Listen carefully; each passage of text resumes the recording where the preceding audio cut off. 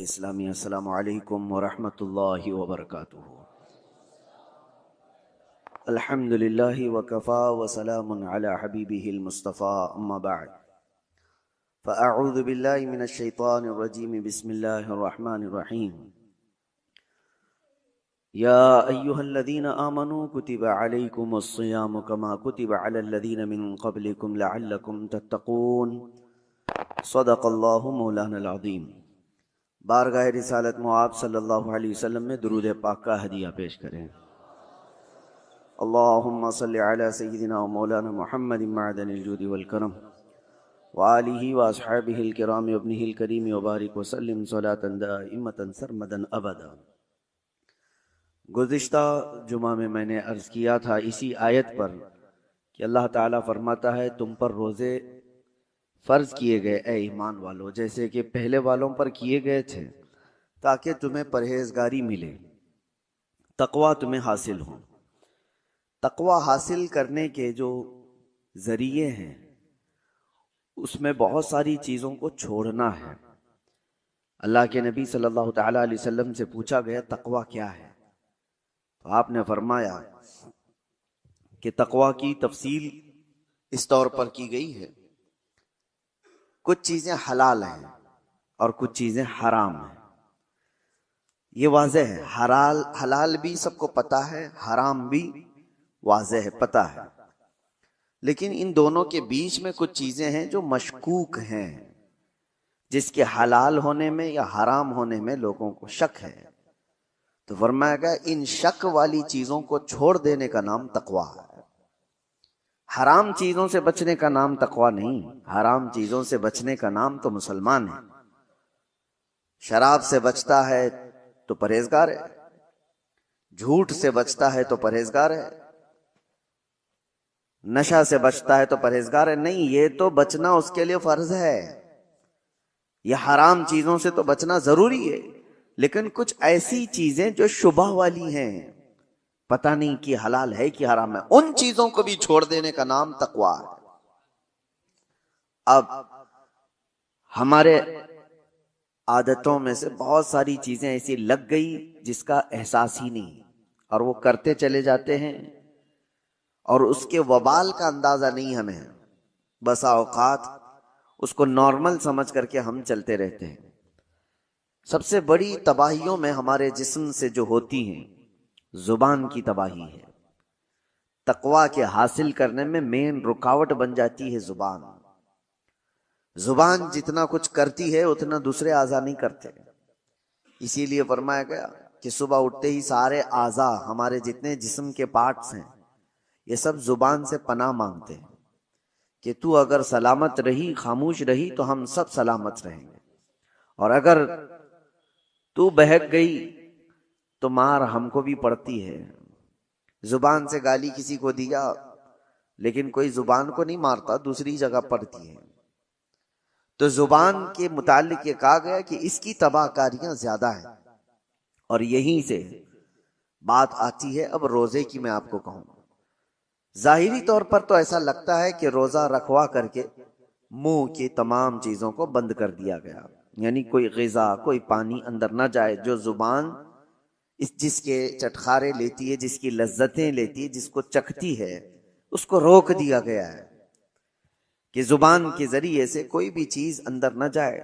इसको खामोश रखना है, सुबह से लेकर शाम तक खाने पीने की कोई चीज इससे ना गुजारो। तो जाहिरी तौर पर तो ये लगता है कि खाने पीने की चीजों से इसको रोक दिया गया, तो और आप रुक भी जाते हैं, बहुत अच्छा है। और खाने पीने की शहवतों से जुबान को रोक तो दिया, लेकिन उसके बाद ये कुछ दूसरी शहवतों की तरफ चली जाती है। जुबान से बेहयाई की बातें करना, गाली देना, गीबत करना, चुगली करना, अगर इससे वो ना बच पाई तो फिर खाने पीने वाली चीजों से बचने का कोई मतलब नहीं रह जाता।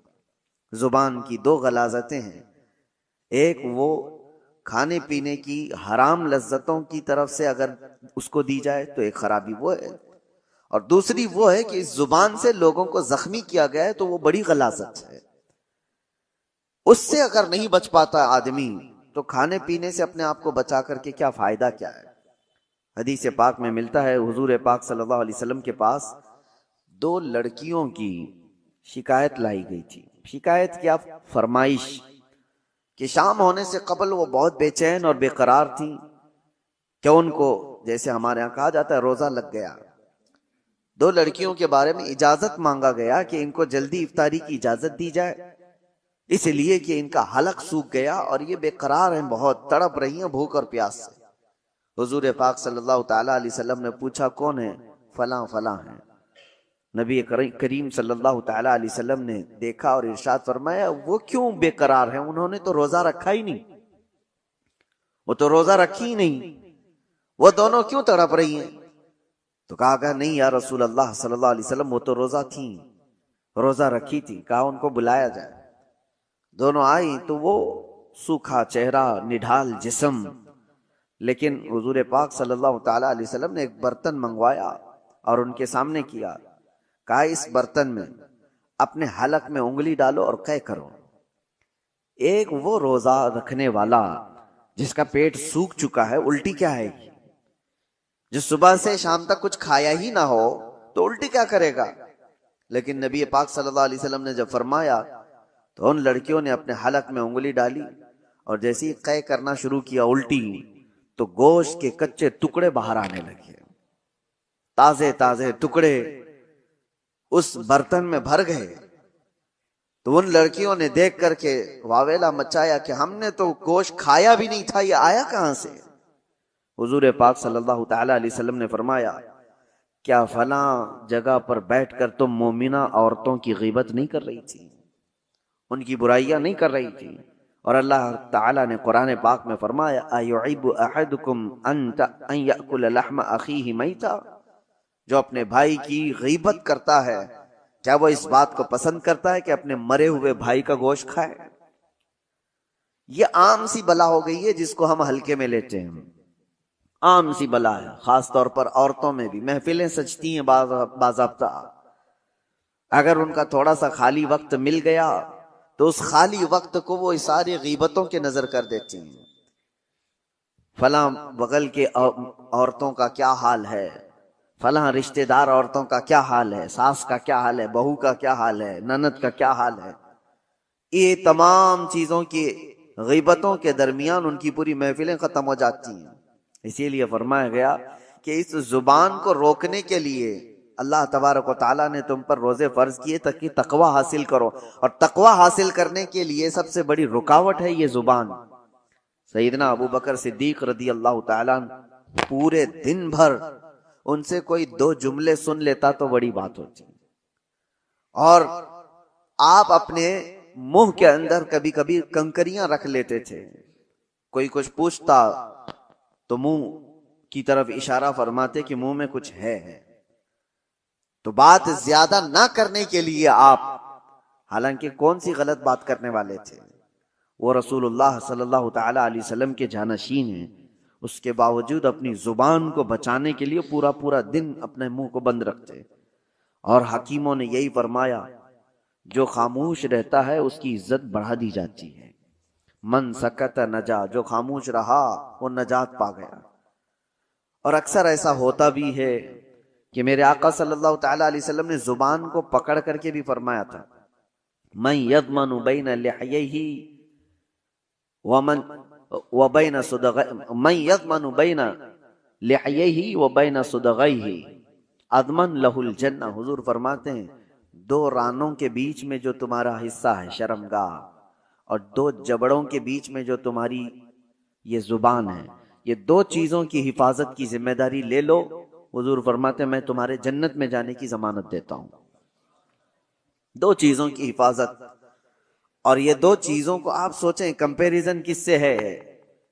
शर्मगाह, आदमी की शर्मगाह, जो जिससे आदमी बहुत बड़े भयानक गुनाह कर सकता है, जिना का तक इर्तिकाब शर्मगाह से होता है, और उसके साथ जिस दूसरे पार्ट को जोड़ा गया वो जुबान है। यानी जितने खतरनाक गुनाह शर्मगाह से होते हैं, उसी अंदाज से गुनाह तुम्हारी जुबान से भी होते हैं। एक बात मैं आपको बताऊं, शर्मगाह जिना कर सकती है, गलतकारियां कर सकती हैं, लेकिन शर्मगाह कुफ्र नहीं करती। कुफ्र जो है जुबान करती है, कुफ्र जो है वो जुबान करती है, शिर्क जुबान करती है, शर्मगाह नहीं करती।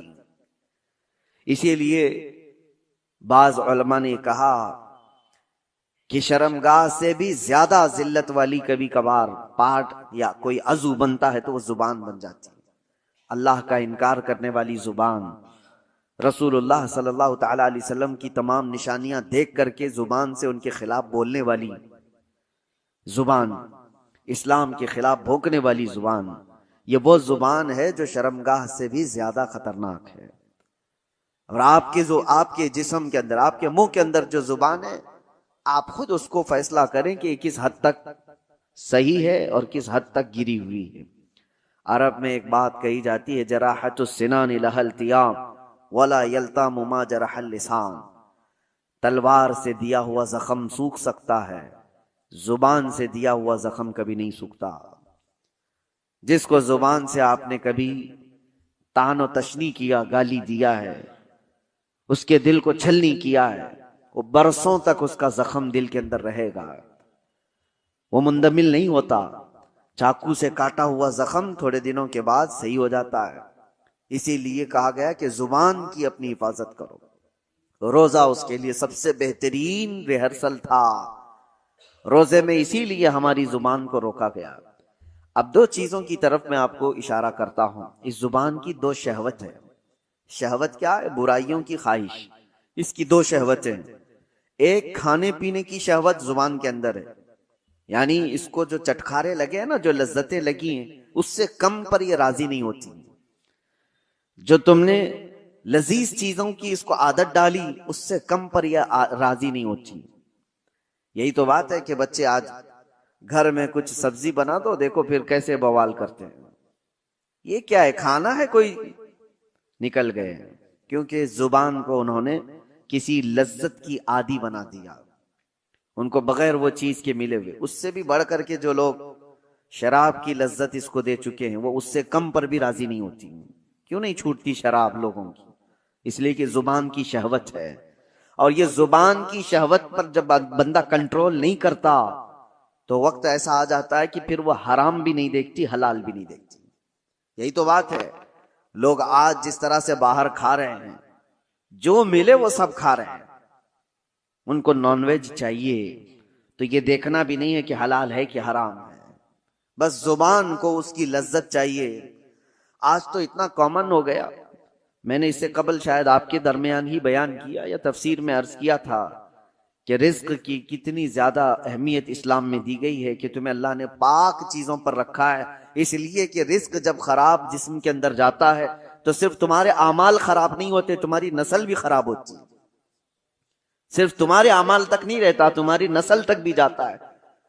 तो ये आज जो दौर है, पूरी दुनिया तुमको हराम परोसने के पीछे लगी हुई है। अरे खिंजीर का गोश्त तक परोस दिया जाता है। और लोग, अब वो तहकीक वाले लोग नहीं रह गए, जो मिल गया वो खा लिए। पहले तो ये होता था कि हम अपनी नॉनवेज चीजें, गोश्त वगैरह की चीजें कहीं भी चलते फिरते नहीं ले लेते थे। मुतय्यन जगह से, जहां से हमें यकीन हो कि अल्लाह के नाम पर ज़बह किया हुआ हो, तो वो हम खा लेते। लेकिन आज उसका एहतमाम लोगों ने बंद कर रखा है।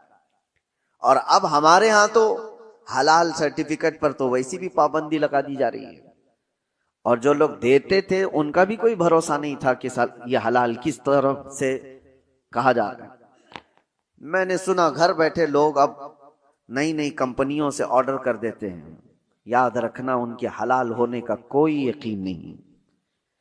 घर बैठे लोग आसानी के लिए 5 मिनट में, 10 मिनट में डिलीवरी बॉय आएगा और दे करके चला जाएगा। मार्केट में मिलने वाली फ्रोजन चीजें जो रेडीमेड होती हैं, उठा करके लाया और उसको फ्राई किया और खिलाया, खुद भी खाया और बच्चों को भी खिलाया। जबकि वो हराम अगर हो तो मेरे अजीजों, आपने पूरे घर को तबाह बर्बाद किया है। अपनी औलाद को हराम खिलाया। आप कमाने में तो बहुत हराम हलाल देख करके कमा रहे थे कि किसी को झूठ बोलकर नहीं कमाऊं, धोखा देकर ना कमाऊं, कोई हराम रोजी घर पे आने ना दूं।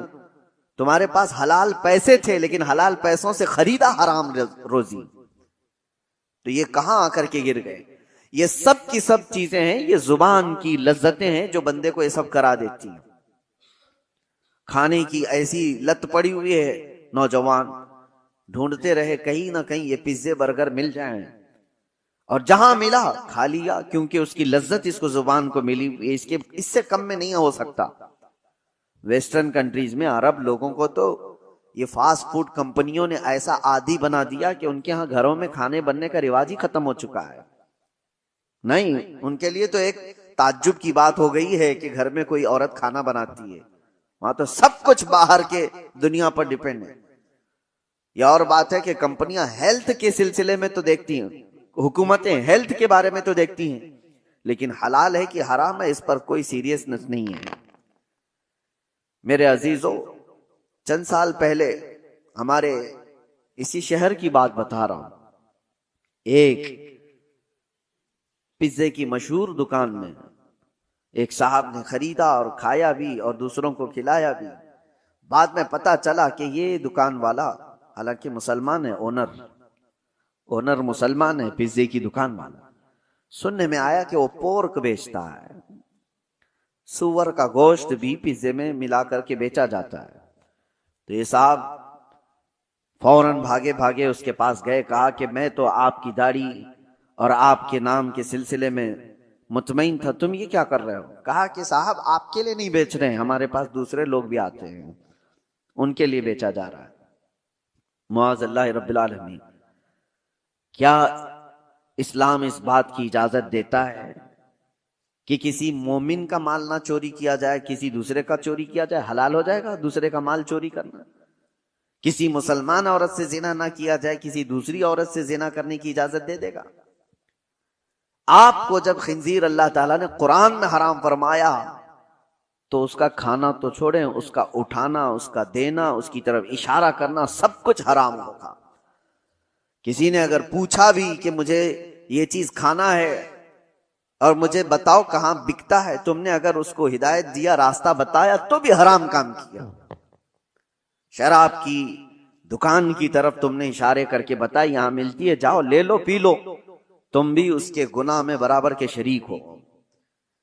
ये अगर आज हालात ऐसे हो गए हों तो बचना कितना मुश्किल हो गया है, कितना मुश्किल हो गया है।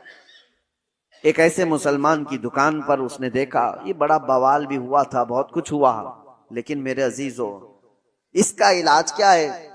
क्या आप सारे के सारे मिल करके ऐसी जगहों से इन तमाम चीजों को हटाने की मांग करेंगे कि तुम ये नहीं बेच सकते, तुम ये नहीं? मेरे अजीजों, ये दुनिया अब अलग लेवल पर चल रही है। तुम्हारे मुजाहरे, तुम्हारे प्रोटेस्ट से कोई चीज बदलती नहीं। तुम अपनी जुबान के खिलाफ प्रोटेस्ट करो। इसको जो हमने लज्जतें दी थी, वजह यह है कि मैं गया क्यों वहां पर, ये जुबान मुझे वहां तक ले गई कि मुझे यही खाना है, तो तुम वहां तक पहुंचे। इस जुबान को उन तमाम लज्जतों से आरी कर दो, निकाल दो। और रमजान इसी के लिए खास तौर पर मेहमान बन करके आया है। मेरे अजीजों, दो शहवतें मैंने जुबान की बताई, एक शहवत इसकी खाने पीने की है और एक शहवत इसकी बोलने की है। बोलने की भी एक शहवत है। ये ऐसा नहीं है कि ये जुबान खुद ब खुद ऐसी कुछ बक चली जाएगी, इसकी भी एक शहवत है। कुछ लोगों को हंसाने के लिए झूठी चीजें गढ़ लेते हैं, कहा ये शहवत है जुबान की। वो अपने आप को बड़ा बनाने के लिए लोगों के दरमियान झूठी बातें फैलाया, और वो उतना ही बड़ा गुनहगार है। झूठ बोलने का जो गुनाह है, लोग जुबान के जरिए से जो दूसरों की बैक बाइटिंग करते हैं, गीबत करते हैं, इसको हल्के में लेते हैं। बसा औकात कहा गया अलगीबत अशद्दु मिनज़ ज़िना, गीबत जो है ना, ये जिना से भी बढ़ जाता है। इससे कई चीजें तबाह बर्बाद होती हैं। और हुजूर पाक सल्लल्लाहु अलैहि वसल्लम की हदीस है, अन्नम्माम ला यदखुलुल जन्नह, नम्माम कहते हैं चुगलखोर को। कहा कि इसकी बात उस तक जाकर पहुंचाने वाला, उसकी बात इस तक ला करके पहुंचाने वाला, हुजूर फरमाते हैं वो जन्नत की खुशबू भी नहीं सूंघ सकता, वो जन्नत में नहीं जाएगा। और ऐसे कितने लोगों की आदतें हैं। मुखबिर लोग क्या करते हैं, ये टिप्पर लोग क्या करते हैं, सब यहाँ की खबरें उधर देने का, उधर की खबरें इधर लाना है। 100-500 के लिए वो अपना ईमान बेचते हैं और वो जन्नत की खुशबू से भी महरूम हो जाते हैं। और खास तौर पर कुछ लोग इसको अपना आज का एक स्टेटस बना चुके हैं कि हमारा मकाम पुलिस के सामने बड़ा होगा, हमारा मकाम डिपार्टमेंट के सामने बड़ा होगा, क्योंकि हम कौम की कुछ बातें ले जाकर रखेंगे, जासूसी करेंगे, इसकी उसकी खबर ले जाकर के पहुंचाएंगे। चुगलखोरी को अल्लाह के रसूल सल्लल्लाहु अलैहि वसल्लम ने कितनी सख्ती से मना फरमाया कि वो जन्नत की खुशबू नहीं सूंघ सकता। ये सारे वो काम है जो जुबान करवाती है, जुबान की हिलाकतें बहुत ज्यादा हैं। इसीलिए मेरे अजीजों, जितना इसको खामोश करा सकते हो खामोश कराओ। उसका दूसरा इलाज मैं आपको बताकर जाता हूं। इमाम गजाली रहमतुल्लाह ताला अलैह ने फरमाया, बसा औकात किसी इंसान की जुबान शैतान का पेशाब खाना भी बन जाती है, शैतान की पेशाब खाना बन जाती है। शैतान जिस पर पेशाब करे वो कितनी गंदी जगह होगी, वो जुबान बन सकती है किसी की। जुबान इतनी भी गलीज हो सकती है। इसको अगर रोका नहीं गया, इसको अगर कंट्रोल में नहीं रखा गया, तो ये शैतान की पेशाब गाह बनेगी, पेशाब खाना बनेगी। अब इसके इलाज के सिलसिले में मैं आपको बताऊं, सारे बुजुर्गों ने, औलिया कामिलीन ने इसको धोया, इसको पाक किया। तो क्या किया, जब जब इस जुबान को दुरूदे पाक की आदत डाल दी जाए, मेरे नबी पाक सल्लल्लाहु ताला अलैहि वसल्लम की गैरत है कि फिर उस जुबान की हिफाजत पर अल्लाह फरिश्तों को लगाता है। अब इस जुबान को बचाओ। ये कसरत से नबी पाक सल्लल्लाहु अलैहि वसल्लम पर दुरूद भेजती है। अल्लाह का जिक्र करने वाली जुबान, मेरे अजीजों, अल्लाह तबारक व तआला उस जुबान की हिफाजत करेगा। अभी देखें, ये रब ताला का एहसान ही तो है, खाने पीने से अल्लाह ने हमारी जुबान को बचा कर रखा। ये हिफाजत तो हो रही है। हराम तो हराम, हम हलाल भी नहीं खा रहे हैं, दिन भर हलाल चीजें भी नहीं खा रहे हैं। अल्लाह ने इसको रोक कर रखा है। ये उसका एहसान है, उसका करम है, जो हमें परहेजगार बनाना चाहता है, हमें तकवा देना चाहता है, तो बचा कर रखा। बाकी आप बोलने से, गंदगियों से, गीबत से, चुगली से, गाली से, हराम कारियों से, कुफ्र से, शिरक से, फिस्क से, ये जो जुमले निकलने वाले हैं, इससे रोकना अब तुम्हारी जिम्मेदारी है। अल्लाह ने तुम्हारे हाथ में दिया। अगर हमारा रोजा सुबह से लेकर शाम तक कुरान की अक्सर तिलावत में निकलता, या फिर आपके दुरूद मुबारका में गुजरता, तो मेरे अजीजों, ये जुबान फिर वो बेहयाइयां नहीं करती, बेहयाइयां नहीं करती। बस ये अल्लाह की तौफीक की बात है, अल्लाह की तौफीक की बात है। मुझे आज ये बात करते हुए याद आती है, मेरे वालिद गिरामी रहमतुल्लाह ताला अलैह, उनका मामूल था रमजानुल मुबारका में इतना कुरान पढ़ते थे। मैं खुद जानता हूं कि उनसे बात करने के लिए कभी कभार आधा एक घंटा हमें कमरे के बाहर इंतजार करना पड़ जाए कि अभी पढ़ रहे हैं, अभी कहीं स्टॉप हो तो बात कर रहे हैं। सहरी से लेकर के वो शुरू करते थे तो तरावी तक उनका खत्म कुरान भी होता था। एक टारगेट बनाकर चलना था कि मुझे एक खत्म कुरान पूरा करना है, एक खत्म कुरान। मैं हाफिज हूं, 27 साल से हम तरावी पढ़ा रहे हैं, लेकिन ये मैं जानता हूं कि एक दिन में खत्म कुरान करने के लिए सारी चीजें छोड़ना पड़ेगा। हराम तो हराम, हलाल बातचीत करने में भी वक्त नहीं मिलेगा।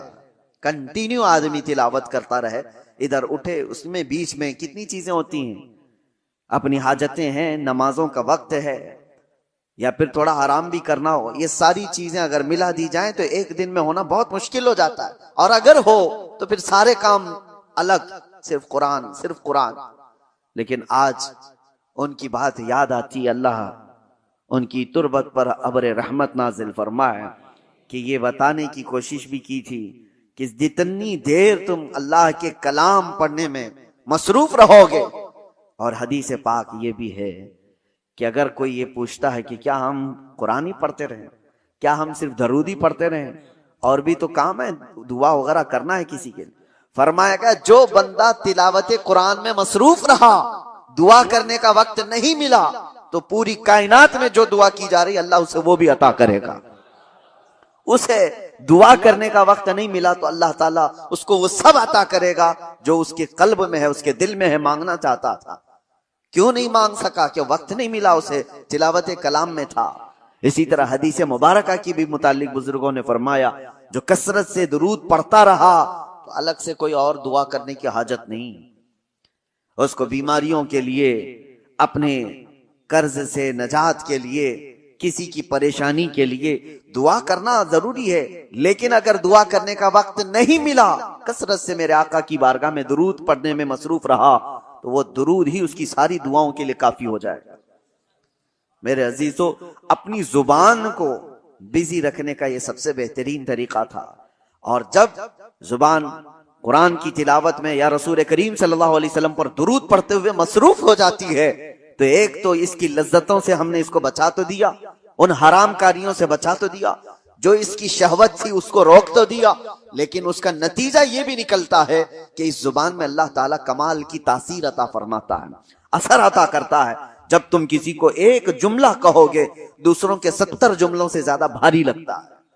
ये जुबान का असर होता है कि किसी के यहां घंटों कोई चीज कही जा रही हो, वो असर नहीं करता, लेकिन तासीर वाले की जुबान से एक जुमला निकले, वो असर कर जाता है। आखिरी बात, सरकार सैयदना गौसे आजम अब्दुल कादिर जिलानी रदी अल्लाह ताला जब बयान करते थे तो 70,000 से कम का मजमा नहीं होता था। और मजमा ऐसा कि आपका बयान खत्म होने से पहले कितने तो बेहोश हो जाते, कपड़े फाड़ लेते, कई मर्तबा तो जनाजे उठाए जाते। लोगों की रूह निकल गई। किस वजह से? रिक्कत ऐसी तारी हुई, खौफे खुदा ऐसा तारी हो गया। गौसे पाक के बयान का असर था। एक बार आपने अपने बड़े साहबजादे हजरत अब्दुल जब्बार से कहा कि आज तुम बयान करो, हम बैठते हैं। वो बयान करते रहे, काफी देर तक इसी तरह सन्नाटा रहा। वो उतर आए, कहा कि अब्बा जान, वो मजमे के अंदर दमखम नहीं दिखता जब आप बयान करते हैं, आप बयान फरमाएं। सुल्तानुल औलिया गौसे आजम अब्दुल कादिर जिलानी रज़ियल्लाहु ताला अन्हु मिंबर पर चढ़े और चढ़ते ही लोगों से खिताब किया। बस आप देखें खिताब में क्या कहा था। कहते हैं गौसे पाक, ऐ लोगों, आज मेरे घर में एक अजीब हादसा हुआ। अब्दुल जब्बार की माँ यानी मेरी बीवी मेरे लिए दही जमा कर रखी थी एक मट्टी की हांडी में। गर्मियों के दिन थे, मेरी भी खाने की ख्वाहिश थी। मैं भी थका हारा घर पहुंचा था और मेरी बीवी कई दिन से उस दही को जमा कर रखी थी, लेकिन अभी करीब था कि मैं खाने के लिए बैठूं, एक बिल्ला आया घर में और पंजा मार दिया और उस हांडी को ऐसा पंजा मारा कि हांडी फूट गई और दही पूरा बह गया। और वो बिल्ला उस पर चाट करके चला गया। ना मैं खा सका, ना मेरी बीवी खा सकी। इतना कहना था गौसे पाक का, लोग धाड़े मारकर रोने लग गए और आहवजारी करने लग गए, बहुत रोने लग गए। क्या था इसमें?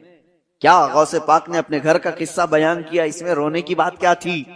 अरे दही गिर गया, मटका फूट गया, इसमें क्या रोने की बात थी? मेरे अजीजों, वो अहले दिल लोग थे और गौसे पाक की जुबान से निकलने वाले जुमले ये घर के किस्से नहीं सुनाए जा रहे थे, बल्कि गौसे पाक उनको इशारे में ये बता रहे थे कि इंसान की जिंदगी ऐसी होती है, माल जमा करता है, जमा करता है, जमा करता है, जब खाने का वक्त आता है तो मलकुल मौत रूह निकाल लेता है। मलकुल मौत उसकी रूह निकाल लेता है और खाना वैसे उसका जमा किया हुआ सब पड़ा रह जाता है, जैसे मेरे घर में मेरा दही पड़ा रह गया, हम खा ना सके। ये गौसे पाक आखिरत की बात याद दिला रहे थे और लोग धाड़े मारकर रो रहे थे। ये तो बात हुई मेरे अजीजों उन लोगों के मजमे की, लेकिन साथ में मैं आपको एक बात ये भी बताऊं, वजह यह है कि जिस जुबान से ये जुमले निकल रहे थे वो सुल्तानुल औलिया की जुबान है। जुबान का असर होता है, जुबान का असर होता है।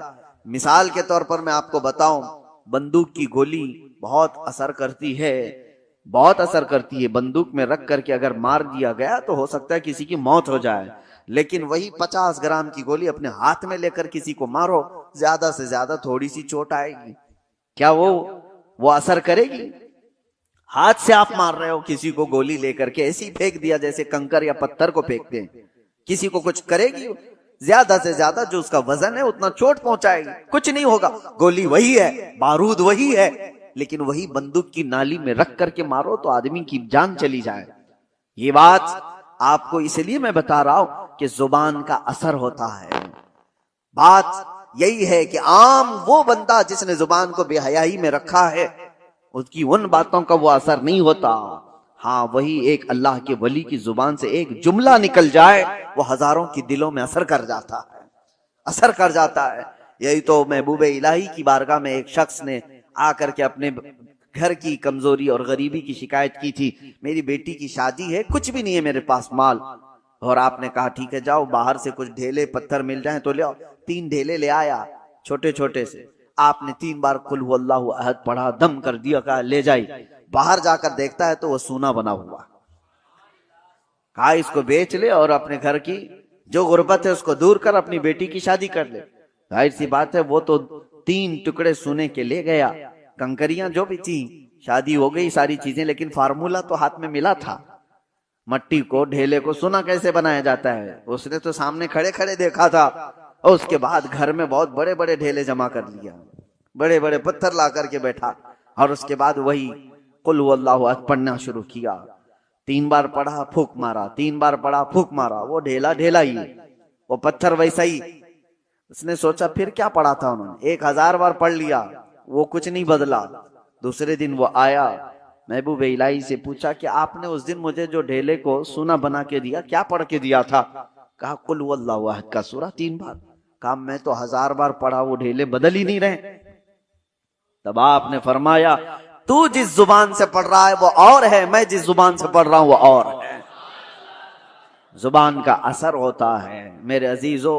इस जुबान को जब लज्जतों से बंदा बचा लेता है, अल्लाह उस जुबान में वो असर अता करता है कि जब बंदा फिर किसी को कहे तो दिल में पार हो जाए, और जब बंदा अल्लाह की बारगाह में भी अर्ज करे तो अल्लाह उसकी जुबान की भी लाज रखता है, उसकी जुबान को बेवजन होने नहीं देता। बस अब ये रमजान सबसे बेहतरीन मौसम है, इस जुबान को पाक कर लो, खाने पीने की लज्जतों से भी और बेहयाइयों की भी लज्जतों से। जब ये जुबान पाक हो जाए तो अपने इस जुबान को आदत डाल लो मेरे मुस्तफा करीम की बारगाह में कसरत से दुरूद भेजने की।